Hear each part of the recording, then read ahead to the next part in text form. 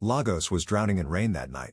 The clouds hung low over the lagoon, flashing silver every few seconds as thunder rolled through the city's bones. On Third Mainland Bridge, the wind howled against the water, carrying the scent of oil, salt, and fear. A convoy of 3 black SUVs cut through the storm, their headlights slicing the night like knives. Inside the lead car sat Kamsi Obiora, billionaire, digital finance mogul, and the man whose name made ministers flinch. He was the unseen governor of money itself, the shadow behind every private security firm and every silent political contribution. Tonight, though, even he wasn't safe. The ambush came without warning. 2 motorcycles swerved from the darkness, guns roaring. Bullets splintered the windshield, tires screamed, metal tore. The bridge echoed with chaos as one SUV spun out of control and slammed into the rail. Inside, Kamsi felt heat spread across his ribs, a shock, then darkness. His bodyguards lay silent, the rain washing their blood toward the lagoon. Miles away, Chika Nadi gripped the steering wheel of her old Corolla, fighting exhaustion. She was a final-year medical student, the kind that Lagos chewed up daily. Her shift at Luth had stretched 16 hours, another emergency, another life she couldn't save. All she wanted was sleep. But fate waited at the edge of the bridge, headlights flashing through sheets of rain. She slowed when she saw the wreck, her instincts overriding fear. A luxury SUV, riddled with holes. Steam hissed. She stepped out, heart pounding. "Hello?" she called, but only the wind answered. The driver's door hung open. She peered inside, and froze. The man slumped over the wheel wore a dark suit soaked in blood, his wrist heavy with a platinum watch that gleamed even in the storm. The engraved name made her breath hitch, Obiora Tech. "Dear God," she whispered. Every Nigerian knew that name. For a moment, terror rooted her feet. She should leave. People who touched men like this disappeared. But his shallow breath broke through the panic. She was a doctor. Duty was reflex. In the trembling glow of her phone's flashlight, she checked his pulse.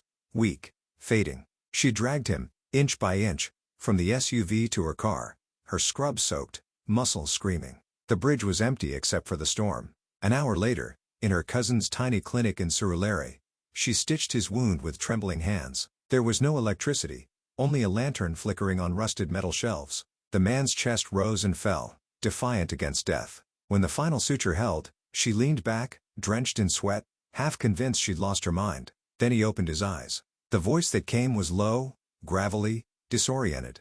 "Where am I?" "In safety," she said automatically. "You were shot." He interrupted, his gaze sharp even through pain. "Why did you save me?" She blinked, confused. "Because you were dying." A faint smile, almost cruel. "Then you just changed everything." When dawn crept across Surulere, Kamsi Obiora was gone.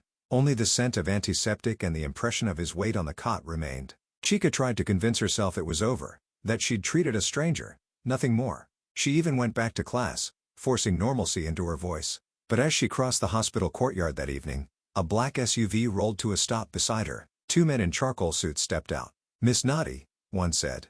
"Boss wants to thank you." They didn't ask. They guided. Minutes later, she stood before iron gates taller than anything she'd ever seen. Inside, the Ikoyi mansion shimmered with glass and silence. A butler led her through halls lined with art she recognized from textbooks. Every footstep echoed. In the main room, Kamsi waited by the window, bandaged but upright, dressed in black like grief itself. "You're the one who pulled me from death," he said. She nodded. "I only did my job. You should have left me." His tone was calm, but something dangerous pulsed beneath it. "People who save me don't live long." Her throat tightened. "Then I'll die knowing I did the right thing." For the first time, his expression flickered. Confusion, maybe respect. He waved a hand, dismissing his guards. "Go home, Dr. Chikanati. Forget this night ever happened." But the city didn't let her forget. That week, she felt the eyes, men lingering near her gate, unmarked cars idling too long. When she returned from class one evening, the same SUV waited again. This time she didn't fight. They drove her not to Ikoyi but to Banana Island, where the sea met glass mansions and power had its own postcode. The estate gates opened like jaws. Kamsi met her at the entrance, his posture straighter, his wounds healing, his presence heavier than before. "Until things are stable," he said, "you'll stay here. My enemies think you know something." "I don't," she protested. "Then you're safer with me." The mansion was a world apart. Crystal chandeliers, marble floors that mirrored her uncertainty. Servants avoided her gaze. Whispers followed her steps. Her room overlooked the Atlantic, waves crashing against rocks far below. It should have felt like paradise. But every luxury came with invisible chains. At night, She heard Kamsi pacing in the corridor, phone pressed to his ear, issuing orders in calm, lethal tones. Once, she passed by his study and glimpsed him staring at a framed photo, a younger man beside an older one, smiling. He noticed her, and the look he gave was something between warning and curiosity. Days became weeks. She tended his wounds, managed his medication, and tried to ignore the weight of his world pressing in. Slowly, conversation replaced silence. He asked about her mother, her dreams of opening a rural clinic. She asked about his empire. He deflected, yet fragments slipped through, how loyalty was bought, how betrayal cost more than money. Sometimes, in the quiet between thunderstorms, they shared tea on the balcony overlooking the lagoon. His voice softened when he spoke of his father, a soldier betrayed by those he trusted. She saw the cracks then, the humanity hiding beneath precision. But peace in Kamsi's world was only the pause before another storm. One night, while they dined beneath the glass roof, his phone buzzed. He read the message, jaw tightening. Without a word, he stood. "Someone inside this house betrayed me," he murmured, "and I'm going to find out who." The rain returned, harder than before, drumming against the glass as servants scurried. Chica watched him disappear down the hall, feeling the chill of destiny slip under her skin. Somewhere deep inside, she knew her life was no longer her own. The mansion did not sleep that night. Footsteps echoed through marble halls, doors slammed, radios hissed with static. Somewhere beyond the balcony, lightning carved white scars across the sky. Chica lay awake, listening to murmurs in languages she didn't know. She could feel the shift in the air, the way loyalty turned to fear when a kingdom started to shake. By morning, the news had spread through the house like fire. Someone from within had leaked Kamsi's travel routes. The ambush that nearly ended him wasn't random. It had been calculated. Every servant wore new eyes, cautious, guilty, terrified. Chica saw Kamsi in the grand foyer surrounded by men in black. His voice was low but sharp as glass. "Until I know who betrayed me, no one leaves. No one breathes without my permission." She wanted to speak, to remind him that suspicion devours the soul, but something in his gaze silenced her. His world was different. Mercy could be mistaken for weakness, and weakness meant death. When the meeting dispersed, he turned toward her. "Doctor, you look like you haven't slept." "I couldn't," she admitted. "You shouldn't worry about what you don't understand." "But I do," she said quietly. "I understand fear. It makes people do unthinkable things." His eyes softened for a moment, then hardened again. Fear keeps people alive. For days, she watched him transform. He spent hours behind closed doors, holding secret calls, signing papers that reeked of silent deals. When she entered his study one evening with his medication, he was staring at a file marked with red ink. She caught the headline, "Federal Task Force to Probe Obiora Holdings." He closed it before she could speak. "They're closing in," he said, almost to himself, "and I can't trust anyone out there." "You don't have to," she said gently. "You're still standing. You survived." He smiled. But it wasn't warmth, it was armor. "You've got more courage than most of my men." The next night, he summoned her to his office. The room was dim, lit only by the city's reflection against the windows. "You'll come with me to Port Harcourt," he said. "There's a conference. You'll be my private medic. You'll also be my silence." "Silence? If anyone asks, you're a consultant. No questions, no stories. Understand?" She hesitated. "Why me?" "Because you already know too much to walk away." The words felt like chains, yet somewhere beneath the threat lay something else, an admission that he trusted her in a way that scared him. The trip to Port Harcourt was a blur of private jets and whispered meetings. She watched him charm investors, negotiate in coded phrases, and disarm threats with a smile. To the world, he was a visionary billionaire building a tech future for Nigeria. Only she saw the shadows beneath. At night, after the meetings ended, they sat on the terrace of the hotel overlooking the dark river. He told her about his youth in Enugu, how he'd built his first company with stolen software and ambition, how betrayal from a childhood friend had turned him ruthless. She listened without judgment. Maybe because, in her own way, she understood how love and loss shape people into strangers. They grew closer, not in words, but in silences. The kind that hum when two people understand what they can never say. When he brushed a raindrop from her cheek one night, her heart betrayed her first, but nothing in Kamsi's world remained untouched by danger. News reached him the next morning. Chief Ogadengbe, his oldest rival, had resurfaced and was making moves against him. There were murmurs about a secret file, evidence that could destroy Obiora Tech. Kamsi's face turned to stone. "We go back to Lagos tonight," he said. That evening, the private jet soared into a sky thick with clouds. Chica sat across from him, watching the man who had once seemed immortal look suddenly human. For a moment, he closed his eyes and whispered, "Sometimes I wonder what it would be like to start over. No guns, no power. Just peace."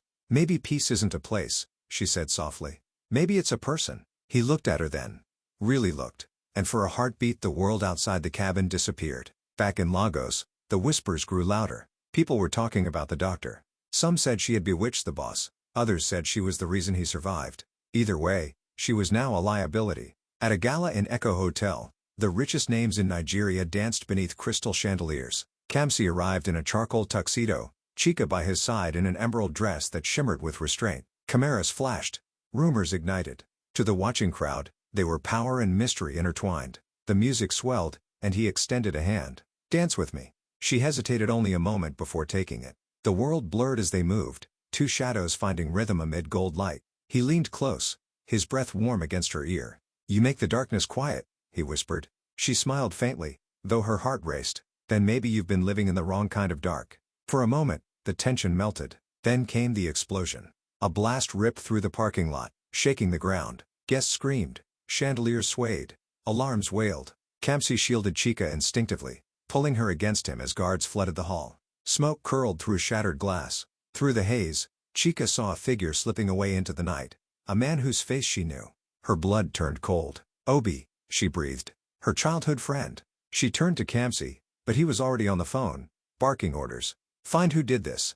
Now." He didn't notice her pale face, didn't hear her whisper, "It can't be him." But in her heart, she knew the storm was far from over. The following day, Lagos buzzed with headlines. Explosion targets billionaire Kamsi Obiora, dozens injured. Police swarmed, cameras circled, speculation grew. Kamsi's empire held its breath. Chika sat in silence as security footage played in the living room. The grainy figure near the car, the faint outline of a familiar limp. Obi's limp. Kamsi's voice dropped to a whisper colder than the sea. "You knew him?" "Yes," she whispered. "Since we were children. But he would never." "He was there," Kamsi said. "And now my enemies have a face." Fear rooted her. She didn't know whether to defend or doubt, love or run. The city that had once been her home now felt like a stage built on fire. And behind her, the man she saved was turning into someone she could no longer recognize. Days turned into a blur of fear. The explosion had shaken more than glass. It had cracked the foundation of everything Kamsi had built. Investors began to withdraw. Allies grew silent, and whispers about betrayal multiplied. Lagos tabloids called it the beginning of Obiora's fall. For the first time, Kamsi's name carried not reverence, but doubt. Inside the mansion, the air felt heavier. Guards doubled. Doors locked sooner, and every phone call was taken behind closed doors. Chika tried to reach him, to speak, but he was slipping away, back into the version of himself that trusted no one. The footage of Obi haunted her. She replayed it endlessly, trying to find some proof that her childhood friend wasn't guilty. The man in the video had the same limp, the same frame. But the eyes were wrong, cold, focused, deadly. It couldn't be him. It shouldn't be him. When she brought her doubts to Kamsi, his face darkened. "You still defend him?" "He was coerced. I can feel it. Someone's using him." "Feeling isn't evidence, Chika," he said, standing. "In my world, feelings get people killed. But you're not just your world anymore," she whispered. He looked at her for a long moment, then turned away. Maybe that's the problem. The following week, they found Obi's body by the lagoon. Kamsi's men brought back a single item, a small silver chain with Chika's necklace pendant clenched in his dead hand. The moment Kamsi saw it, the last of his restraint cracked. "He took your name to the grave," he muttered. "He wanted to hurt you. And through you, me." Chika fell to her knees, tears streaming down her face. She tried to explain, to plead that it wasn't what it seemed, but the walls around Kamsi's heart were stone once again. His grief turned to fury. He started dismantling everything. Contracts burned. Accounts were shifted to offshore havens. His men hunted shadows that didn't exist. Even Ezenwa, his once trusted lieutenant, looked at him differently, half in loyalty, half in fear. At night, the mansion no longer echoed with conversation but with silence thick enough to choke on.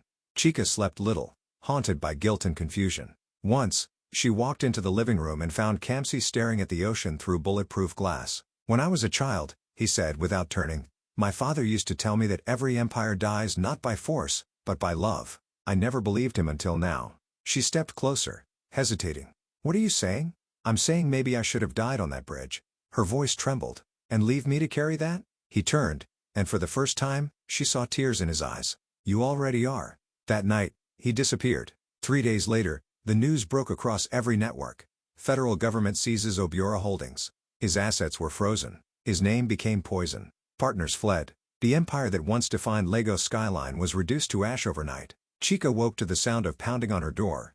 Journalists, police, strangers shouting questions. They called her the Mafia's angel. The woman behind the fall. She denied everything. But the city didn't care. Rumors were louder than truth. She packed her bags and fled to Nsukka, to her mother's small bungalow near the edge of town. The house smelled of rain and old wood. There, she tried to rebuild a life out of quiet routines. Cooking, reading, pretending the past hadn't followed her. But every shadow on the road, every car that slowed near the gate made her flinch. Her mother noticed. "Chica, my daughter, what did you get yourself into?" "Nothing, Mama," she lied. "It's over now." But the truth pulsed inside her like a secret too heavy to kill. She missed him. The man, not the empire. The one who once said her silence calmed him. The one whose eyes had looked lost even in palaces. Then one evening, as rain began to fall again, a black car appeared outside the gate. Her mother peered through the curtain. "Who is that?" Chica's heart stilled. She knew the silhouette before the headlights turned off. Kempsey stepped out, dressed in a simple black shirt. No guards, no empire, just shadows and memory. He looked thinner, older, the edges of his arrogance worn away by exile. She opened the door before he knocked. For a long moment, they simply stared at each other, the sound of rain between them. "You're alive," she whispered. He smiled faintly. Alive, barely. She wanted to be angry, to demand answers. But when he reached for her hand, all the words disappeared. They sat by the fire that night, the old oil lamp casting flickers of gold across his face. He told her how he'd faked his death, how he'd escaped Lagos through secret channels, leaving everything behind. He'd watched his own empire collapse, waiting for revenge, but instead found emptiness. "I thought power could protect me," he said quietly, "but in the end, it only isolated me. You saved me once on that bridge, but I didn't understand what that meant. Now I do." "What does it mean?" she asked softly. "That some lives aren't meant to be saved, they're meant to be changed." Outside, thunder rolled again. It always did when fate circled back. Before dawn, headlights cut through the rain. Two black SUVs sliding to a halt outside the compound. Armed men spilled out, shouting orders. Kempsey's jaw clenched. "They found me," he said. "We need to go." He grabbed her hand, pulling her through the back door. They fled into the hills, the rain swallowing their footprints. Hours later, breathless and soaked, they reached an abandoned villa outside Enugu, once one of his safe houses, now overrun with vines and silence. There, surrounded by decay, they caught their breath. Chica's voice broke through the quiet. "How long can we keep running?" "As long as it takes," he said. She looked at him. The man she had once thought unbreakable. Now he was flesh, fear, and longing. And still, despite everything, her heart refused to let go. "I don't care about the empire," she said. "I only care about the man who sat by the fire and said he wanted peace." He turned to her, eyes searching. "Then you might be the only thing worth saving in what's left of me." The next morning, as dawn broke through the mist, they stood at the edge of the property, planning their escape south. Kempsey pointed toward the horizon. "There's a small airstrip a few miles from here. My pilot."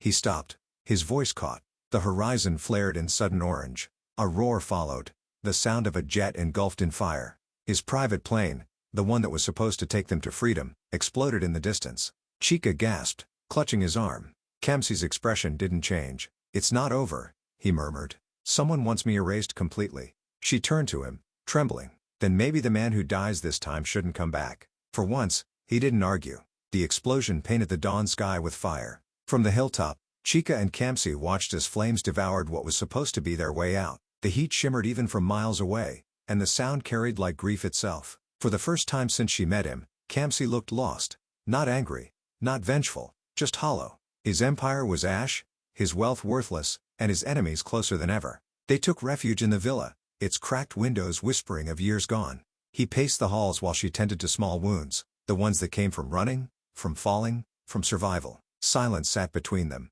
heavy but alive. "Who did this?" she asked finally. He stared into the fading smoke. "Someone I once called Brother Ezenwa?" He nodded slowly. "He was there the night of the ambush. I trusted him with everything. He must have thought if I was gone, he could take what was left." Chica clenched her fists. "Then he'll keep coming until you stop him." "I've stopped enough people," Kempsey said, his voice tired. "It never ends. Revenge is just another business with no profit." She watched him, realizing that for the first time, Kempsey Obiora had nothing to command, nothing to own, and nowhere to go. He was stripped of the armor the world had feared, and beneath it, he was just a man. They stayed hidden for weeks, blending into the quiet rhythm of the hills. Chica would walk to the stream at dawn, fetch water, cook, and try to teach him the simple patience of ordinary life. At night, they spoke in whispers about the past they both wanted to forget. Slowly, laughter began to find them again. Fragile but real. One evening, under a sky full of restless stars, he looked at her across the dim lantern light. "I used to think love was weakness," he said. "But maybe it's the only thing that makes all the power bearable." She smiled sadly. "Then maybe you should stop fighting it." He reached across the table and took her hand. "You saved me twice, chica. First from death, then from myself. But peace never lasts for men like Kamsi." Ezenwa found them 2 nights later. They were packing, preparing to leave for Ghana, when the echo of engines rolled down the valley. Headlights pierced the darkness, slicing across the overgrown path. Kamsi drew his pistol, though his hands trembled. Ezenwa stepped into the courtyard, a ghost from another life, his suit immaculate, his smile cruel. "You always did underestimate me, boss," he said. "You taught me everything I know.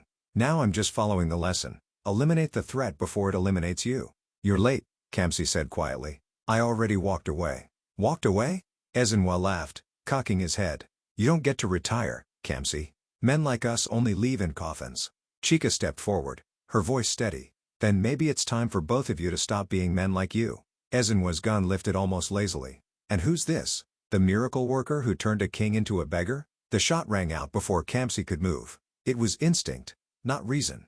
Chica leaped in front of him, the bullet catching her just above the ribs. She crumpled before his eyes, her blood blooming across his shirt like a signature. Kamsi dropped beside her, the gun slipping from his hand. "No," he whispered, his voice breaking. "No, not you." She looked up at him, her breath shallow but her eyes steady. "Now you'll know what weakness feels like." She smiled once, faint and tragic, before darkness took her. Kamsi's scream tore through the hills. He carried her to a small rural hospital miles away, driving with one hand, pressing against her wound with the other. The doctors recognized him but said nothing. Fear and pity often look the same. For hours, he sat outside the operating room, covered in her blood, staring at the rain against the window. When the surgeon finally stepped out, his eyes said everything words couldn't. But she lived. Barely. The bullet missed her heart by inches. For days, she drifted between life and death, and Kamsi refused to leave her side. He sold what little remained of his hidden assets to pay for the hospital's new wing. He called no one, trusted no one, and when Ezenwa's men came looking, they found only ashes and empty rooms. When Chica finally opened her eyes, sunlight touched her face. She turned toward him, confused. "Who are you?" she asked softly. His heart stopped. "It's me," he whispered. "Kamsi." She blinked, trying to reach the memory. "I'm sorry," she said. "I don't remember." He smiled, tears falling freely. "Then maybe that's for the best." Months passed. The world forgot the name Kamsi Obiora. In Lagos, new billionaires rose. New scandals bloomed. Power never left a vacuum. It only changed masks. Far away, on a quiet island off Ghana's coast, a small medical charity began to flourish. It was funded by an anonymous donor known only as Kenichi. The locals said he was once a man of great means who came to the island with a woman and built something pure out of guilt. Each morning, he walked the beach as the sun broke over the horizon. The woman beside him, her memory returning in fragments, would sometimes stop and stare at the waves. "Do you ever think about the past?" she asked one morning. "Only when it refuses to let me go," he said with a small smile. Her hair caught the wind, the light glinting in her eyes. "Maybe the past isn't supposed to let us go. Maybe it just changes shape until we can live with it." He reached out and brushed her cheek gently. Maybe. They didn't need to say the rest. The island knew their silence, the ocean knew their pain, and the wind carried their peace. But peace, like power, has a way of being temporary. One evening, as the sky turned violet and the waves whispered against the shore, Kenichi's old phone, long buried in a drawer, lit up for the first time in months. A message glowed on the cracked screen. "They found us." He looked toward the ocean where Chica was walking barefoot in the surf. The sun framed her like a memory come to life. He closed his eyes, slipped the phone into his pocket, and walked toward her. If the storm was coming, they would face it together. Not as boss and doctor, not as savior and sinner, but as two people who had learned that love, in all its fragility, is both the curse and the cure of every empire. In the end, power fades, money turns to dust, and names become whispers. But love endures, even when it destroys. She saved him from death, but he never realized she was saving him from himself. Because in a world where kings rule through fear, the only thing stronger than power is the weakness of love.